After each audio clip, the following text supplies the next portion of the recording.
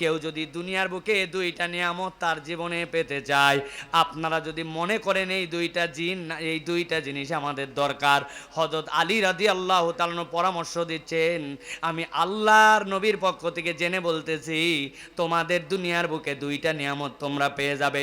মানুষ মাত্রই চায় তার রিজিকের মধ্যে যেন কখনো টানাটানি না হয়, আমার রিজিকে যেন বরকত হয়। আমরা চাই কি না?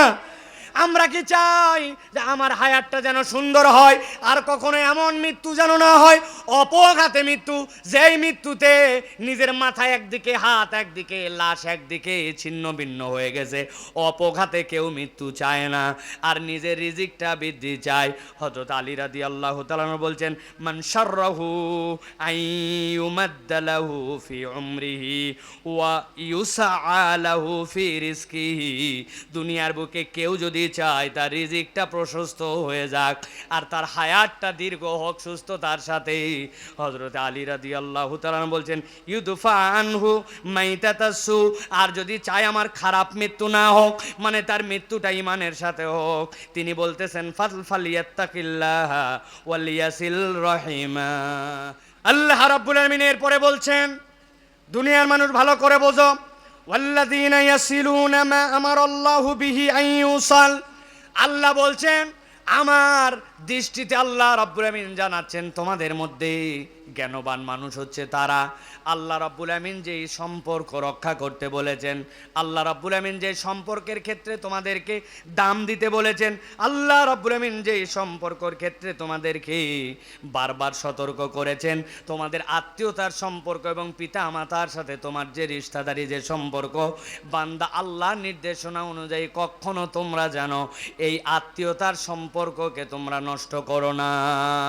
আজকের পৃথিবীতে ফেসবুকের বন্ধুত্ব হয়েছে, সেই বন্ধুত্ব আমেরিকায় একজন জার্মানিতে একজন অমুক দেশে, কিন্তু নিজের ভাইয়ের সাথে নিজের সম্পর্ক নাই, নিজের বোনের সাথে নিজের সম্পর্ক নাই। আব্বা মারা গেছে অনেক আগে, এরপরে জমি জমার ভাগ বাটোয়ারার জন্য যে বিধান ছিল, ওই বিধানের মধ্যে মুসলমান পরিচয় নিয়ে মুরব্বী হয়ে গেছে, নিজের মরার বয়স হয়ে যাচ্ছে, কিন্তু আজ পর্যন্ত বোনের জমিটুকু ঠিকঠাক মতো হক আদায় করে দেয় নাই। ছেলে মেয়ের মধ্যে আলাদা করে 2 নম্বর করেছে। এই রকম মুসলমান নামদারি মুরব্বী মানুষ এই এলাকায় আছে কিনা? আছে ভাই? ভালো করে বোঝেন, হজ করতে চলে যায়, ইবাদত বন্দেগী করতে চলে যায়, আল্লাহর দপ্তরে যে ক্ষমা চায়, কিন্তু সে জানে না সে যদি আত্মীয়তার সম্পর্ক রক্ষা করতে না পারে, আল্লাহ রাব্বুল আলামিনের কাছে সে কখনো প্রকৃত মুসলমান হতে পারে না। হযরত আলী রাদিয়াল্লাহু তাআলা বলছেন, ও দুনিয়ার মানুষ, তোমরা কি জানো নাকি আল্লাহ রাব্বুল আমিন যে বললেন, ওয়াল্লাযীনা ইয়াসিলুনা মা আমারাল্লাহু বিহি আন ইউসাল, আল্লাহ যে সম্পর্ক তোমাদের মধ্যে সম্পর্কিত করেছেন, এই সম্পর্ক তোমরা রক্ষা করো। কেউ যদি দুনিয়ার বুকে দুইটা নিয়ামত তার জীবনে পেতে চায়, আপনারা যদি মনে করেন এই দুইটা জিনিস আমাদের দরকার, হযরত আলী রাদিয়াল্লাহু তাআলা পরামর্শ দিচ্ছেন, আমি আল্লাহর নবীর পক্ষ থেকে জেনে বলতেছি, তোমাদের দুনিয়ার বুকে দুইটা নিয়ামত তোমরা পেয়ে যাবে।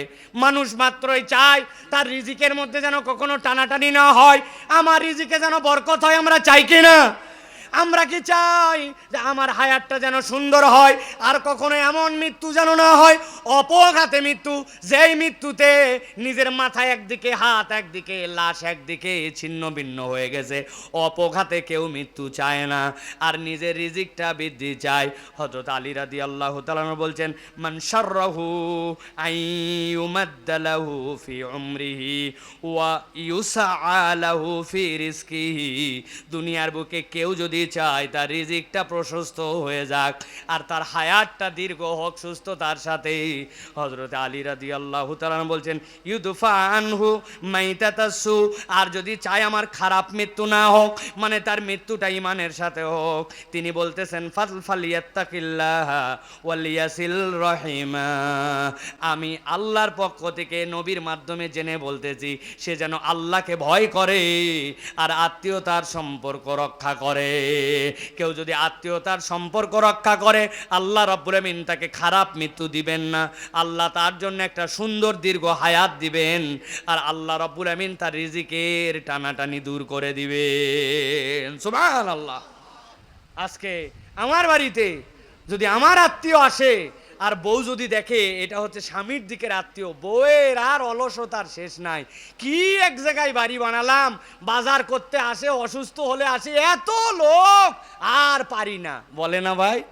আহারে, আপনি আপনার স্বামীর আত্মীয় পছন্দ করেন না, আবার স্ত্রীর আত্মীয় আসলে অনেক স্বামী, অনেক পুরুষ মানুষ আছে ভালো পছন্দ করে না। ও মা, ও বোন, আপনার স্বামীর যদি আপনি দীর্ঘ হায়াত চান, আপনি দ্রুত যদি বিধবা না হতে চান, আপনি যদি আপনার পরিবারের মধ্যে বারাকা চান, আর আপনি যদি চান যে আমার স্বামী আমার পরিবারের কারো অপমৃত্যু না হোক, মিমানের মৃত্যু হোক, হযরত আলী বলছেন ফালিয়াত্তাকিল্লাহ ওয়ালিয়াসিল রাহিমা, সে যেন আল্লাহকে ভয় করে আর আত্মীয়তার সম্পর্ক রক্ষা করে, আল্লাহ তার পরিবারে অজস্র বরকত দিবেন, তার হায়াতকে লম্বা বানায় দিবেন, তার অপমৃত্যুর হাত থেকে আল্লাহ নিজে তাকে রক্ষা করবেন। সুবহানাল্লাহ।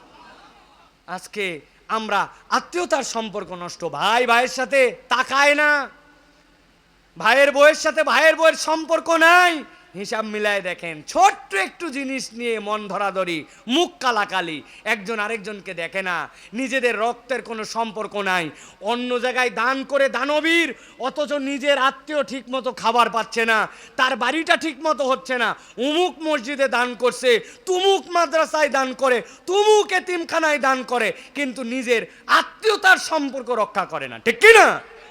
এখানে যদি বলা হয়, এই মিয়া আপনার মোবাইলে কয়টা নাম্বার আছে বের করেন, দেখবেন এক একজনের মোবাইলে 300 400 500 নম্বর। আপনার চাচতো ভাই কয়টা, খালাতো ভাই কয়টা, ফুফাতো ভাই কয়টা, সবার নাম্বারগুলা বলেন।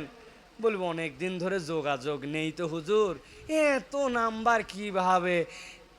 আপনি খালি সিম্পলি চিন্তা করেন যে আপনার রক্তের সম্পর্ক, আল্লাহ যে সম্পর্ক রক্ষা করতে বলেছেন, উনার নম্বর নাই, আর এমপি সাহেবের নম্বর আছে, তার পিএস এর নম্বর আছে, তার ড্রাইভারের নাম্বার আছে, তারপরে মহল্লার একটা মাস্তান যেটা ওইটার নাম্বার আছে। বাসের মধ্যে গন্ডগোল লাগছে, বলতেছে বাসের হেল্পারকে, চল খালি আমার মোড়ের উপর দিয়ে যা, ফোন দিছে এদিক, দেয় তো রাস্তায় আছে রেডি হ, রাস্তায় সব খাটাসগুলো আছে রেডি হয়ে গেছে বাস ধরার জন্য, এইগুলো নাম্বার আছে, কিন্তু আত্মীয় স্বজনের নাম্বার নাই। কথা বললেন ভাই? আমি বানিয়ে কথা বলতেছি না। অথচ আল্লাহ রাব্বুল আমিন বলছেন, তুমি কি বুদ্ধিমান হতে চাও, তুমি কি উলুল আলবাব হতে চাও, আল্লাহর কাছে তুমি গ্রহণযোগ্য মানুষ হতে চাও, তাহলে তোমার আত্মীয়তার সম্পর্ককে রক্ষা করো, তোমার এই বন্ধনকে সমৃদ্ধ করো। প্রিয় ভাইরা, বাপ মার কথা শোনে না সন্তান, বাপ মার কথা শোনে না সন্তান। এখন বাপ মা, এক সময় সন্তানরা বাপ মাকে ভয় পেত, আর এখন সন্তানকে দেখে বাপ মা ভয় পায়। সন্ধ্যার পরে বাড়িতে চলে এসো তাড়াতাড়ি বলছে, উল্টা ফাঁপড় দিছে, কখন আসা লাগবে আমার জানা আছে, বেশি কথা বললে আজকে বাড়িতেই আসবো না, বলে দেয় না ভাই? চুলটা এরকম করে কেন কাটছিস বাপ, এটা কোনো চুল কাটা হলো? পছন্দ করে নাই, কিন্তু বলছে বেশি উল্টাপাল্টা কথা বলে তোমার বাড়িতেই থাকবো না, চুল কেমনে কাটা লাগে ওটা আমার জানা আছে, আছে না ভাই? প্যান্টটা এমন ধরনে পড়ছে, পোশাকের ধরনটা এমন, এলাকার মানুষজন একজনও সামনে বলতে পারে না, কিন্তু পেছনে বলে একটা বেয়াদব ছেলে, এটা বখাটে, ঠিক না ভাই? মোটর সাইকেলটা এমনি চালায় যায়, মুরব্বীর একজন ওর জন্য দোয়া করে না। আরে মুরব্বী মানুষ আছেন মহল্লার মধ্যে, অনেক বড় গ্যাদারিং, এই জায়গায় এত জোরে হর্ন দিয়ে এত পিক আপ মারে, এইরকম করে তোর যাওয়া লাগবে কেন? আছে না? এই জন্য আমরা বলি তো 10টা হুন্ডা 20টা গুন্ডা, 15টা হুন্ডা 30টা গুন্ডা, সবাই না, মাইন্ড করেন না, কিন্তু আমাদের ইয়াংরা এরকম হচ্ছে। এই জন্য বলা হচ্ছে যে এই যে আত্মীয়তার সম্পর্ক রক্ষা করা, আদব আখলাক, এটা আপনার মধ্যে ঢুকায় দিবে, এইটা আপনার জন্য দায়িত্ব। বাপ মারা গেছেন আপনার, আপনি চিন্তা করছেন আমার বাপের জন্য কি করতে পারি। ইসলাম 4টা কাজ দিয়েছে, তার মধ্যে অন্যতম একটা কাজ, আপনার আব্বার বন্ধু কে ছিলেন, আপনার আম্মার বান্ধবী কি ছিলেন, কারা আপনার আব্বা পছন্দ করতেন, কাদের সাথে চলাফেরা করতেন, আপনি তাদের সম্পর্ক ঠিক রাখবেন। নবীজি সাল্লাল্লাহু আলাইহি সাল্লাম কি করেছেন জানেন? হযরত আয়েশা রাদিয়াল্লাহু তাআলা আনহা বলছেন, নবীজি একটা ছাগল জবাই দিলেন, ছাগল জবাই দেওয়ার পরে ছাগলটাকে 3 ভাগে ভাগ করলেন, কুরবানির জন্য নয়, ছাগলটা ছিল তার নরমাল জবাই। 3 ভাগ করার পরে নবীজি সাল্লাল্লাহু আলাইহি সাল্লাম তার খাদেমকে বললেন, যাও এই 1 ভাগ গোশত আমার খাদিজা খাদিজা কবে মারা গেছেন? মক্কায়। আর খাদিজা রাদিয়াল্লাহু তাআলা আনহার আত্মীয় যারা, তারা মদিনায় হিজরত করে এসেছেন, তাদের কাছে আমার এই ছাগলের গোশতটা পৌঁছায় দাও। হযরত আয়েশা বলছেন, আমার নবীর অন্য কোনো স্ত্রীদের ব্যাপারে এত ঈর্ষা ছিল না যত ঈর্ষা ছিল হযরত খাদিজার ব্যাপারে। খালি এই মুরব্বির কথা নবীজি বলতেন। একদিন রাগের মাথায় বলেই বসলাম, আপনি ওই বুড়ি মহিলাকে এখনো ভুলতে পারেন নাই। নবীজি সাথে সাথে এই কথা শুনে ফিক করে হেসে দিলেন, দিয়ে মনে করছি নবীজি নিবৃত হবেন, নিবৃত হলেন না। উল্টা আরও নবীজি বলতে শুরু করলেন, ইন্না হাকাজা, ইন্না হাকাজা, তিনি এইরকম ছিলেন, এইরকম ছিলেন। এরপরে বললেন, আয়েশা জানো নাকি আমার সকল সন্তানগুলাই খাদিজার থেকে ছিল। এই জন্য খাদিজার যত আত্মীয় স্বজন আছে, বান্ধবীরা আছে, সে চলে গেছে, কিন্তু আমি মুহাম্মদ মুস্তাফা সাল্লাল্লাহু আলাইহি সাল্লাম এই আত্মীয়তার সম্পর্ক রক্ষা করে এখন পর্যন্ত তাদের খোঁজ খবর নেই। সুবহানাল্লাহ। অতএব আপনার পিতা নাই, আপনার মাতা নাই, আজকে এক সময় আপনার সামর্থ্য ছিল না, এখন আপনার হাতে আল্লাহ একটু সামর্থ্য দিয়েছে, আপনি আপনার ওই আত্মীয়তার সম্পর্কগুলা রক্ষা করেন। আপনার আব্বা আম্মা কবরের মধ্যে আপনি নেককার সন্তান হিসাবে কাজ করতেছেন, আপনার আব্বা আম্মার কবরেই সওয়াব পৌঁছায় যাবে। সুবহানাল্লাহ। তাহলে এক নম্বর আমরা কি শিখেছি? এক নম্বরে হচ্ছে আমরা ওয়াদা রক্ষা করব আল্লাহর সাথে যে ওয়াদা করেছি। দুই নম্বর, প্রতিশ্রুতি যদি দেই কখনো আমরা টাউটামি করব না, দুই নম্বরই করব না, মিথ্যা প্রতিশ্রুতি দিব না আমরা কখনো। এই 1 মিনিটের মধ্যে চলে আসছি, আরে এটা তো একটা পুরা ফাউল কথাবার্তা হয়ে গেছে। আপনি 1 মিনিটের মধ্যে কেমনে আসেন? 30 সেকেন্ড দেরি কর ভাই, আসতেছি। 30 সেকেন্ড মানে 1 2 3 4 করে গুনতেই তো 30 সেকেন্ড না। মুসলমানের কথা, মা ইয়ালফিযু মিন কাউলিন ইল্লা লাদাইহি রাকিবুন আতীদ, আপনার মুখের কথার একটা দাম থাকবে। আপনি কথার কথাই কেবল বলবেন না, পারফেক্টটুকু বলার চেষ্টা করবেন। 5টা মিনিট ওয়েট কর ভাই, 10 মিনিট লাগবে কিন্তু ভাই। আপনার ওয়াদাটা হবে, ভাই টাকাটা নিচ্ছি, কালকেই দিয়ে দিতে পারবো না, কিন্তু আমি এই দিন পর্যন্ত সময় নিলাম। আপনার প্রতিশ্রুতি যদি আপনি রক্ষা করার চেষ্টা করেন, আল্লাহ স্বয়ং আপনাকে সহযোগিতা করবে। সুবহানাল্লাহ। 3 নম্বরে কি? 3 নম্বরে হচ্ছে আপনি আমি সব সময় আত্মীয়তার সম্পর্ককে রক্ষা করব, এটা আল্লাহ রাব্বুল আমিন দায়িত্ব দিয়েছেন। 4 নম্বরে আল্লাহ রাব্বুল আমিন বলছেন, ওয়ায়াখশাউনা রাব্বাহুম, আর বান্দা তুমি আল্লাহ রাব্বুল আমিনকে ভয় করবে, ওয়ায়াখাফুনা সুআল হিসাব। আল্লাহ সবচেয়ে কঠিন কথা বলছেন, বান্দা আল্লাহকে ভয় করবে। আর ভয় করার লেভেলটা তোমার কেমন হবে?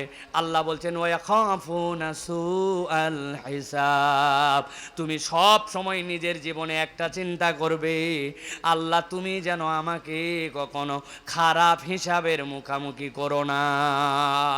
খারাপ হিসাব মানে কি ভাই? ভালো করে বুঝেন, এই কনসেপ্টটা বুঝে নিয়ে বাসায় যান। খারাপ হিসাব মানে কি গভীরভাবে বোঝেন। খারাপ হিসাব হচ্ছে ভয়ঙ্কর জিনিস। আল্লাহ রাব্বুল আমিন তার নবীকে দিয়ে বলতেছেন, কিয়ামতের ময়দান যখন কায়েম হয়ে যাবে, কিয়ামতের ময়দান কায়েম হয়ে যাওয়ার পরে রব্বুল আমিন যখন বান্দাদেরকে আমল নামা দিতে শুরু করবেন, এই আমল নামাগুলা রব্বুল আমিন যখন দিবেন, ফাআম্মা মান উতিয়া কিতাবাহু বিয়ামিনি ফাসাউফা ইউহাসাবু হিসাবান ইয়াসীরা। আল্লাহ রাব্বুল আমিন যাদের ডান হাতে আমল নামা দিবেন, তাদের সাথে সাথে রব্বুল আমিন হিসাবকে সহজ করে দিবেন। বলেন আল্লাহুম্মা আমিন। যেই না ডান হাতে আমল নামা আসবে, আল্লাহ বলছেন আনন্দে তারা উদ্বেলিত হয়ে যাবে। ওয়ানকালিবু ইলা আহলিহি মাসরুরা, ওই মানুষগুলা গরুর বাছুর যখন নতুন হয়, হওয়ার পরে যেরকম লাফাইতে শুরু করে, ডান হাতে আমল নামা পেয়ে লাফাইতে লাফাইতে আত্মীয় স্বজনের কাছে চলে যাবে। ও আমার আত্মীয়রা, দেখো রব্বুল আমিন আমাকে ডান হাতে আমল নামা দিয়েছেন, আমার সাথে আমার রব কি ব্যবহার করেছেন, এইটাই একটা দিক। আর আল্লাহ রব্বুল আমিন বলছেন, আর খারাপ হিসাব থেকে আল্লাহর কাছে আশ্রয় চাও বান্দা। খারাপ হিসাব মানে তুমি জানো নাকি? আল্লাহ রাব্বুল আমিন বলছেন, ওয়াম্মা মান উতিয়া কিতাবাহু ওয়ারা যাহরি, আল্লাহর একদল বান্দাকে রব্বুল আমিন ডাক দিয়ে পিছন দিক দিয়ে আমল নামা দিবেন। হাদিসের মধ্যে আসতেছে, পিছন দিক দিয়ে আমল নামা দেওয়ার মানে নরমালি পিছন দিক থেকে আমল নামা দেওয়া নয়। রব্বুল আমিন ফেরেশতাদেরকে বলবেন, ওই বান্দাকে ডাক দাও। ডাক দেওয়ার পরে বাম হাতটা তার ধরা হবে, ধরার পরে টান দিয়ে বড় করা হবে, নবীজি বলছেন ওই হাতটাকে টান দিয়া এরপরে বান্দার পিছন দিক দিয়ে ঢুকায় দেওয়া হবে, বান্দার কলিজা ভেদ করে সামনের দিকে হাত চলে আসবে। যেই না পিছন দিক থেকে হাত আসবে, ওই বান্দা এমন আহত হবে, এমন কষ্ট পাবে, ওই বান্দা আল্লাহর কাছে বলতে শুরু করবে, রব্বুল আলামিন আমার যদি মৃত্যু হইতো তাহলে কতই না ভালো হতো, কিন্তু ওই বান্দার তো মৃত্যু হবে না। রব্বুল আমিন বলছেন ফাসাউফা ইয়াদউ সুবুরা ওয়া ইয়াসলা সাঈরা, ওই বান্দা ঘাবড়ায় যাবে, তার আমলনামা রব্বুল আমিন যেই না বাম হাতে দিবেন, নবীজি বলছেন বাম হাতে আমলনামা যদি কেউ পায় তার আর বাঁচার কোনো উপায় থাকবে না, কেননা আল্লাহর কাছে হিসাব দিবে এই রকম কোনো বান্দাই দুনিয়াতে আল্লাহ রব্বুল আমিন রাখেন না। আল্লাহ যদি বলেন ইকরা কিতাবাক কাফা বিনাফসিকাল ইয়াউমা আলাইকা হাসিবা, আপনি মনে করেন না আল্লাহ আপনাকে কিতাব পড়তে বলছে তার মানে আমি আমার কিতাব পড়ে পড়ে হিসাব দিয়ে দিব, না না না।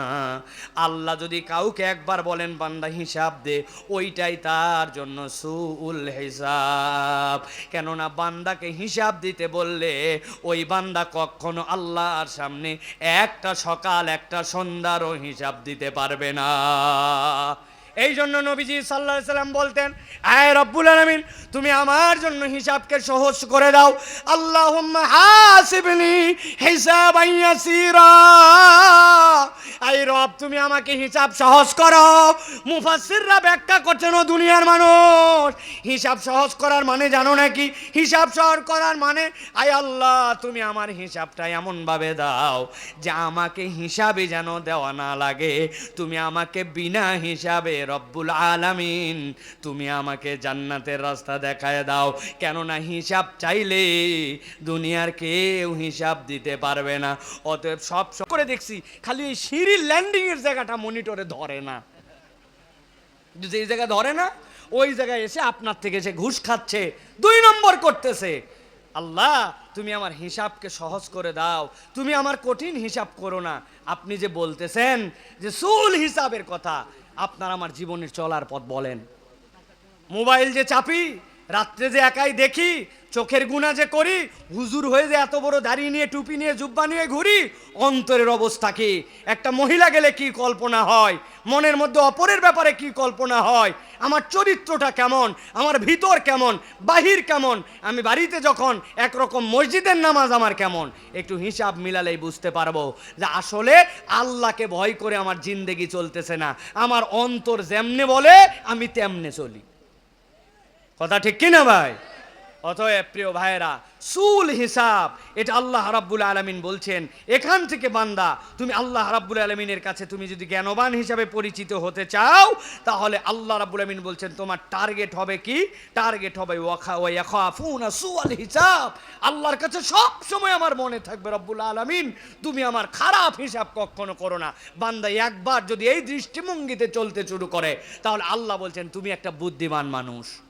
এখন আমাদেরকে বুকে হাত দিয়া চিন্তা করতে হবে আর বলতে হবে যে আমাদের চলার পথ, আমাদের ভিতর বাহির সবগুলি কি এক, নাকি আমাদের এইগুলা এলোমেলো? একটু হিসাব মেলাতে হবে প্রিয় ভাইরা। আমাদের মাহফিল কর্তৃপক্ষ আমাকে কয়েকবার এই কাগজ দিয়েছেন, যেই জিনিসগুলি আমরা প্রিয় ভাইরা শেষ করে দিতে চাই, শেষ আমাদের মধ্যে থেকে এরকমভাবে এই যে এই বিষয়গুলি, যে মাহফিলের মধ্যে যে কালেকশন, আমি তো কথা বলতেছি, আমার সামনে এটা দেয়া হয়েছে, আমি বলবো এটা ইনশাআল্লাহ। হালকা হালকা কালেকশন কি ভাই? হালকাই তো কালেকশনই তো হালকা, ভারী কালেকশন কি জিনিস রে ভাই? আমি কথা বলতেছি, মানুষজন যাদের শোনার তারা শুনতেছেন, আমি দেখছি এইটা মাহফিল এত বড় আয়োজন করলে তার খরচ আছে, এবং মাহফিল আমরা বলতে চাই সকলের কন্ট্রিবিউশনে হওয়াটাই ভালো, ঠিক না ভাই?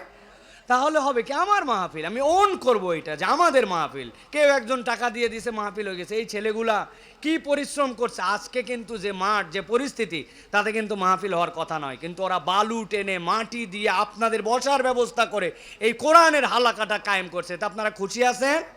যদি খুশি থাকেন দুইটা হাত আল্লাহকে একটু উঁচু করে দেখান, হাত টান টান করেন, একটু শক্ত করে হাত উঁচু করেন, একটা তাকবীর দেন, লিল্লাহে তাকবীর। হয় নাই কিশোরগঞ্জের এটা তাকবীর হয় নাকি? হাত সোজা করেন। এই পিছনে যারা আছেন হাত উঁচু করেন, একটু নড়াচড়া দিয়ে একটা তাকবীর দেন, লিল্লাহে তাকবীর। আর একটু মোহাব্বতের সাথে তাকবীর দেন, লিল্লাহে তাকবীর।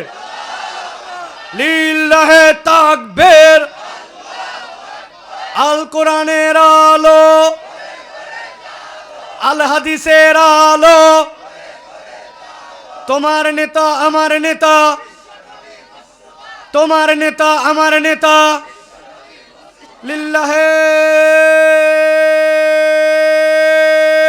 তাকবীর। আলহামদুলিল্লাহ। আল্লাহ রাব্বুল আমিন কবুল করবেন, আল্লাহুম্মা আমিন। একটা মুখ বন্ধ রাখেন না, বলেন আল্লাহুম্মা আমিন। এই মাইকালা বলছে আল্লাহুম্মা আমিন, জোরে করে বলো আল্লাহুম্মা আমিন। আল্লাহ আমাদেরকে কবুল করুক। প্রিয় ভাইয়েরা, আজকে আপনারা এসেছেন, আল্লাহ রাব্বুল আলামিন এই আশা বসাকে আমাদেরকে মুবারক করে দিয়েছেন, বলেন আলহামদুলিল্লাহ। যে এলাকায় এরকম মাহফিল হয়, কোরআনের কথা হয়, এটাকে হালকাভাবে নেবেন না। এটা হচ্ছে আমাদের এলাকার জন্য একটা নিয়ামত। এই যে ওলামায়ে হযরতরা এসেছেন, আমাদের রাজনৈতিক বিভিন্ন পরিচয়ের ব্যক্তিরা আমাদের মাঝে এসেছেন, এই গণ্যমান্য ব্যক্তি এসেছেন, সকলে আমরা এসেছি আলহামদুলিল্লাহ কোরআনের এই ময়দানে। আল্লাহ রাব্বুল আমিন যেন এটাকে কবুল করেন, এটাকে যেন উত্তর আরও সামনে নিয়ে যাওয়ার তৌফিক দান করেন। আপনারা কি এইটা চান? কথা বলতে হবে, চান?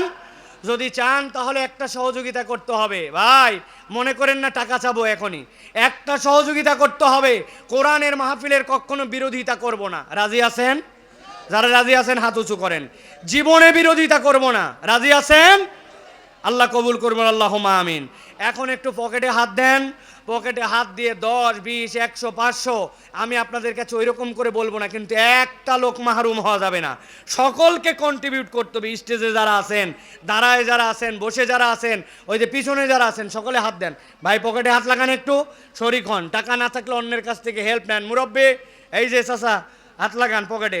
সকলে আমরা ইনশাল্লাহ শরিক হব, ইনশাল্লাহ আমরা সকলেই সাধ্যের মধ্যে একটু শরিক হব। স্টেজে যারা আছেন আপনারা একটু শরিক হন, সকলে শরিক হন। পকেটে হাত দেন, এই পকেটে হাত দাও তাড়াতাড়ি। হুজুর পকেটে হাত দেন, হুজুর অন্তত 1000-2000 টাকা বাইর করেন অন্তত পক্ষে। সকলে আমাদের লিডাররা আছেন, লিডারদের কাছেও নেন, যা আছে তাই দেওয়া লাগবে।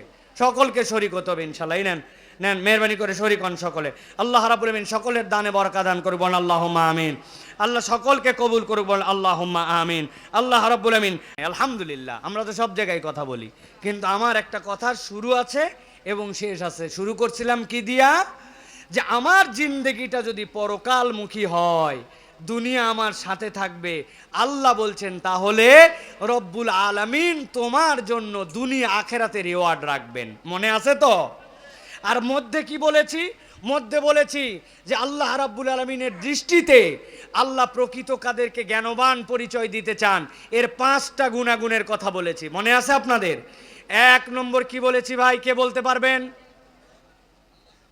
হ্যাঁ, থ্যাংক ইউ। আল্লাহর সাথে ওয়াদা। 2 নম্বর কি বলেছি? প্রতিশ্রুতি রক্ষা করা। কি বলেছি? 3 নম্বরে কি বলেছি? আল্লাহর সাথে যাদের সম্পর্ক আল্লাহ রাখতে বলেছেন সেই সম্পর্ক ঠিক রাখা। 4 নম্বর বলেছি কি? আমি বলেছি 4 নম্বরে আল্লাহ রাব্বুল আলামিনকে ভয় করা। আর 5 নম্বর, খারাপ হিসাব যেন আমাদের জীবনে না হয়, ওই সুল হিসাব ওইটার দিকে তাকায়া আমাদের জিন্দেগি চালানো। মনে আছে তো আপনাদের? আল্লাহ রাব্বুল আলামিন বান্দাদেরকে দুনিয়ার বুকে যেই 5টি কাজের কথা বললাম, এই কাজগুলি দ্বারা আল্লাহ রাব্বুল আমিন বান্দাকে জান্নাত দিয়ে দিবেন। এটা আল্লাহ রাব্বুল আমিনের ওয়াদা। রব্বুল আমিন বান্দাকে জান্নাতে ঢুকাবেন। কিন্তু আল্লাহ রব্বুল আমিন যেই জান্নাতে ঢুকাবেন, আল্লাহর ওয়াদা যেইটা রব্বুল আমিন করেছেন, আল্লাহ যে বলছেন কুল্লান নুমিদ্দু হাউলাই ওয়া হাউলা, এই দুনিয়ার বুকে আমি রব্বুল আমিন তোমাদের জন্য এদের ও ওদের জন্য প্রতিদান রেখেছি। কিন্তু যেই দল আল্লাহ রব্বুল আমিনের এই ওয়াদাগুলা রাখবে, আল্লাহ বলছেন আমি তাদের জন্য একটা স্পেশাল প্রতিদান রাখবো। সেই স্পেশাল প্রতিদানটা হচ্ছে আমার বান্দাগুলাকে আমি জান্নাতের মধ্যে ঢুকাবো। তবে জান্নাতে ঢুকানোর পরে আমার বান্দাগুলা জান্নাতের যেমন তেমন জায়গায় তাদের বাসস্থান হবে না। আমি স্পেশাল জায়গাতে আমার বান্দাদের জন্য জান্নাতের বাসস্থান দান করে দিব। সুবহানাল্লাহ। আল্লাহ নবী সাল্লাল্লাহু আলাইহি সাল্লাম এই হাদিসখানা বলে আজকে শেষ করব, ভালো করে গভীরভাবে বুঝেন। নবীজি সাল্লাল্লাহু আলাইহি সাল্লাম বলছেন, বিশাল জান্নাতে যখন জান্নাতীরা ঢুকে যাবে, জান্নাতে ঢোকার পরে আল্লাহ রব্বুল আমিন সকলের জন্য বলেন নাই যে জালিকা হুয়াল ফাউজুল আজিম, একদলকে রব্বুল আমিন মহান সফলতা দান করে দিবেন। সাহাবায়ে কেরাম আল্লাহ নবীর কাছে শুনে নিতেন, ইয়া রাসূলুল্লাহ এইটার মানে কি, এইটার মানে কি বলেন তো। নবীর কাছে যেই না বলেছি ইয়া রাসূলুল্লাহ ফাউজুল মুবিন আর ফাউজুল আজিমের ব্যাখ্যাটা কি হবে, নবীজি বলছেন ও আমার সাহাবীরা শোনো, জান্নাতীরা যখন জান্নাতে থাকতে শুরু করবে, হঠাৎ করে একদিন আল্লাহ রাব্বুল আমিন জান্নাতের মধ্যে আসবেন, আসার পরে জান্নাতীদেরকে ডাক দিয়ে বলবেন ইয়া হালাল জান্নাহ, ও জান্নাতীরা, সাথে সাথে জান্নাতীরা আল্লাহকে উত্তর দিবে লাব্বাইকা ওয়া সাদাইক ওয়াল খায়রু বিয়াদাইক, ও আমার আল্লাহ আমরা তো হাজির আছি, জান্নাতে হাজির আছি। রব্বুল আমিন সাথে সাথে ওই জান্নাতীদেরকে জিজ্ঞাসা করবেন, ও জান্নাতীরা, জান্নাতের যে নিয়ামত তোমরা পেয়েছ, তোমাদের কাছে জিজ্ঞাসা হচ্ছে হাল রাদিতুম, তোমরা কি জান্নাতের এই নিয়ামত পেয়ে খুশি আছো নাকি? জান্নাতীরা অবাক হয়ে চিন্তা করবে, নিশ্চয় আল্লাহ হয়তো আমাদের উপর রাগ করেছেন বা বেজার হয়েছেন, নচেত রব্বুল আমিন আমাদের কাছে এই কথা কেন বলবেন? সাথে সাথে তারা বলতে শুরু করবে ওমা লাকা লা নারদা ইয়া রব্বানা ওয়া কদ আতাইতানা মা লাম তুতি আহাদান ক্বাবলানা, আপনি আমাদেরকে যে নিয়ামত দিয়েছেন এত বড় নিয়ামত আর কেউ পাইছে নাকি আল্লাহ? আপনি তো আমাদেরকে অনন্য নিয়ামত দিয়ে ধন্য করে দিয়েছেন। আল্লাহ কথা শুনে খুশি হয়ে জান্নাতীদেরকে বলবেন হাল আজিদুকুম, আমি কি জান্নাতের নিয়ামতটা একটু বাড়ায় দিব নাকি? বান্দার মুখ বন্ধ হয়ে যাবে, যে নিয়ামত পাইছি এরপরে আবার কেমনে বাড়ায়, কেমনে এর থেকে বড় নিয়ামত হতে পারে? রব্বুল আলামিন সাথে সাথে ঘোষণা দিবেন উহিল্লু আলাইকুম রিদওয়ানি, ও আমার জান্নাতীরা শুনে নাও, শুনে নাও, আমি আল্লাহর পক্ষ থেকে ঘোষণা দিচ্ছি, দুনিয়ায় তোমাদের খারাপ কাজ করলে রাগ করেছি, ভালো করলে খুশি হয়েছি, কিন্তু জান্নাতে তোমরা যখন এসে পড়েছ তোমাদের উপরে আমি আর কখনো রাগ করব না। সেই না রব্বুল আমিন এই কথা বলবেন, আল্লাহ নবী বলছেন সাথে সাথে রব্বুল আলামিনের যত পর্দা আছে রব্বুল আলামিনের ওয়াজ থেকে সব পর্দাগুলা সরে যাবে, সাথে সাথে জান্নাতের ভিতরে জান্নাতীরা আল্লাহ রব্বুল আলামিনের দিদার পেয়ে যাবে। যেই না রব্বুল আলামিনকে দেখে ফেলবে, ওই জান্নাতীরা আল্লাহকে দেখার পরে হাজার হাজার বছর রব্বুল আমিনের দিকে তাকায় থাকবে। এরপরে রব্বুল আমিন যখন জান্নাত থেকে সরে যাবেন, নিজেকে গুটাই নিবেন, একটু আগেই যেই জান্নাতীরা বলেছিল ওমা লাকা লা নারদা ইয়া রব্বানা, কেন আমি অসন্তুষ্ট হব, আপনি যে নিয়ামত দিয়েছেন এই নিয়ামত কেউ পাইছে নাকি? কিন্তু আল্লাহ যেই না নিজেকে গুটাই নিবেন, সাথে সাথে জান্নাতীদের মন খারাপ হয়ে যাবে, জান্নাতের কোনো নিয়ামত আর তার কাছে ভালো লাগবে না। আমার নবী বলছেন আল্লাহ বান্দার মনের এই অবস্থা বোঝার পরে প্রত্যেকটা জান্নাতের সকাল আর সন্ধ্যায় আল্লাহর বান্দাদের সাথে জান্নাতে দিদার দিবেন। সুবহানাল্লাহ। ওই জান্নাতে আমরা আল্লাহকে দেখতে চাই, আর দুনিয়ার বুকে আমরা এই গুনাহগুলা নিয়ে বাঁচতে চাই, আল্লাহকে ভয় করে চলতে চাই। নবী বলছেন ও আমার উম্মত, আল্লাহ তো তোমার জন্য অফার দিলেন, কিন্তু আমি তোমার জন্য একটা অফার দিতে চাই, জান্নাতে যাওয়ার পরে তুমিও একটা ভাবে গর্ব করবে। সুবহানাল্লাহ বলেন। কি গর্ব করবে? বিশাল বড় জান্নাত, আসমান জমিন পর্যন্ত যার ব্যাপ্তি, ওই জান্নাতে প্রত্যেকটা সন্ধ্যা হবে, বিকাল হবে, ওই বিকালে হালাকা হবে, যেই হালাকায় দুনিয়ার মানুষগুলা সব এসে গল্প করবে। হঠাৎ করে আমার সাথে আমার চাচা মিয়ার দেখা, আল্লাহ যেন দেখা করে, বলেন আল্লাহুম্মা আমিন। আমার হুজুরের দেখা, আপনার দেখা, আমাদের দেখা। আরে কিশোরগঞ্জের মাহফিলে আপনারে দেখছিলাম, আপনিও জান্নাতে আমিও জান্নাতে, ভাই আপনার বাড়িতে একদিন একটু বেড়াতে যেতে চাই, জান্নাতের কোন জায়গায় আপনার বাড়ি? যেই নাই কথাটা কেবল জিজ্ঞাসা করবে জান্নাতের কোথায় তোমার বাড়ি, ওই দিন সবাই বুকের মধ্যে চাপড় দিয়ে বাড়ি মেরে নিজের জান্নাতের পরিচয় দিতে পারবে না। কেবল একটা শ্রেণী সেই দিন বুকের মধ্যে বাড়ি দিয়া ওই জান্নাতের পরিচয় অপর জান্নাতীকে জানাবে। আল্লাহু আকবার। দুনিয়ার বুকে আমাদের এই তবিয়ত আছে, আমি উদাহরণ দিয়ে অনেক সময় বলি, আমরা কার বাড়ির ধারে কার বাড়ি এই প্রকাশ করে আমরা অনেক সময় অহংকারী হই, গর্বিত হই। একটু আদর করে আহ্লাদ করে বলি, ঠিক না?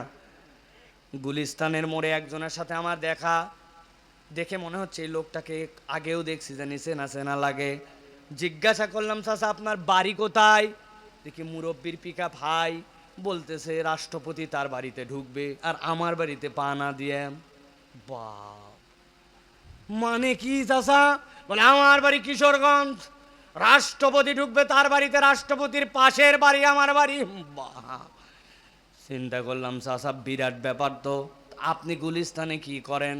আমি গুলিস্তানে ভ্যান চালাই। আরেকদিন ফেরিঘাটে একজনের সাথে দেখা, মনে হচ্ছে এর আগেও এই লোকটাকে আমি দেখছি। জানলার গ্লাস নামায় বললাম, চাচা আপনাকে চেনা চেনা লাগবেই তো। বললাম, চাচা আপনার বাড়ি কোথায়? কয় সাবেক স্বরাষ্ট্রমন্ত্রীর বাড়ি আর আমার বাড়ি পাশাপাশি। বললাম মানে কি চাচা? বলে সাবেক স্বরাষ্ট্রমন্ত্রীর বাড়ি ছিল সিরাজগঞ্জ, মিয়া নাসিমের বাড়ির ধারে আমার বাড়ি। বললাম, চাচা আপনি ফেরিতে কি করেন? ভিক্ষা করি। গরম ওদিকে 100 কিন্তু তার কাজ কামের অবস্থা হচ্ছে এরকম। দুনিয়ার মানুষ আমার অমুক মাদ্রাসার ধারে বাড়ি, অমুক বড় প্রতিষ্ঠানের ধারে বাড়ি, বিশ্ববিদ্যালয়ের ধারে বাড়ি, অমুক হুজুরের বাড়ির ধারে বাড়ি পরিচয় দেয় কিনা? আল্লাহ নবী সাল্লাল্লাহু আলাইহি সাল্লাম বলছেন, জান্নাতে যাওয়ার পরে অত বড় জান্নাত, জান্নাতি জিজ্ঞাসা করছে, ও জান্নাতি কোথায় তোমার বাড়ি বলো ভাই। জান্নাতি ওই সময় কি উত্তর দিবে? নবীজি বলছেন, মান হাব্বা সুন্নতি ফাকাদ হাব্বানি ওয়া মান হাব্বানি কানা মাই ফিল জান্নাহ। ওই দিন দুনিয়ার বুকের এক শ্রেণীর মানুষ, যাদের কাছে হাজার মত পথ ছিল, কোনো মত পথ সে গ্রহণ করে নাই। আল্লাহ নবীর সুন্নাতের কথা বলা হওয়া মাত্র সে সুন্নাতকে মেনে নিয়েছিল। কে কি বললো আর কে কি বললো না যুবক দেখে নাই। যুবক দাড়ি ছেড়ে দিয়েছে, যুবক নামাজি হয়ে গেছে, যুবক মেসোয়া কালা হয়েছে, যুবক মুখ দিয়ে মিথ্যা কথা বলে না, যুবক বাপ মায়ের সাথে বেয়াদবি করে না, যুবক মনে করেছে আমার নবী বলছে মাস ফালামিনাল কাবাইনি ইজারি ফিন্নার, টাকনুর নিচে তুই কাপড় পরবি না, দুনিয়া যা বলে বলুক, সাথে সাথে যে টাকনুর উপরে কাপড়টাকে উঠাই নিছে। হারাম সম্পর্ক নবী পছন্দ করেন নাই, নিষেধ করেছেন, আমার নবীর নিষেধ থেকে সে সরে আসছে। সাধ্যের মধ্যে তাহাজ্জুদ গুজার হওয়া শুরু করেছে, তাসবিহ তাহলিল গুলা পড়ে, সুন্নত মাসনুন ওজিফা গুলা আদায় করে। আমার নবী বলছে যে এইটা সুন্নত জানি ওইটা পালন করার চেষ্টা করে। ডান জামাটা আগে হাতা ঢুকায়, ডান পাটা আগে পায়জামার মধ্যে দেয়, নতুন জামা কাপড় পরলে দোয়া পড়ে, বাড়ির থেকে বের হওয়ার সময় বিসমিল্লাহি তাওয়াক্কালতু আলাল্লাহ বলে বের হয়, ওযু করার পরে সময় থাকলে 2 রাকাত নামাজ পড়ে, মসজিদে ঢোকার পরে আমার নবী বলছে 2 রাকাত নামাজ না পড়ে বসো না, 2 রাকাত নামাজ আমার নবীর সুন্নাত পড়ে। তার কাছে সুন্নাতের প্রায়োরিটি আছে।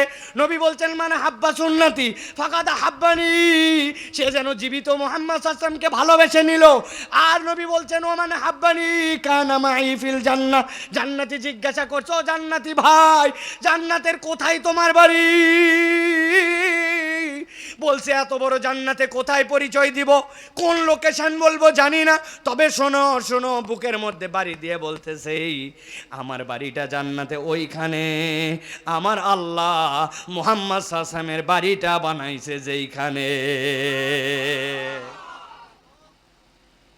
এই জন্য প্রিয় ভাইরা, 3টা দিকের কথা বলেছি।